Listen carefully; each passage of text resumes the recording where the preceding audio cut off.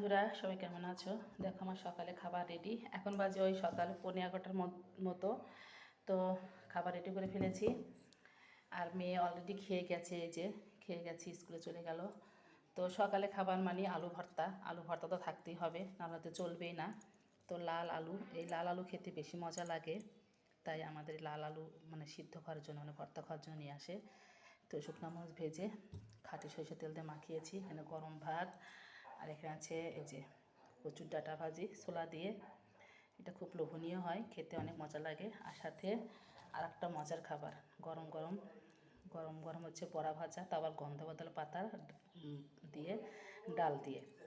আর এখানে গরম গরম বেগুন ভাজি। তো যাই হোক, সকালে খাবারটা কিন্তু অসাধারণ, তাই না? এরকম সকালে খাবার হলে কি আর কিছু লাগে? কিছুই লাগে না। তো যাই হোক, আমার আয়োজনটা কেমন হয়েছে, সকালের আয়োজন অবশ্যই কিন্তু সবাই কমেন্টে জানাবে। তো আজকের ভিডিওটা এই পর্যন্তই। ভালো লাগলে অবশ্যই একটা লাইক করুন, শেয়ার দিয়ে পাশে থেকো। সবাই ভালো থেকো। টাটা।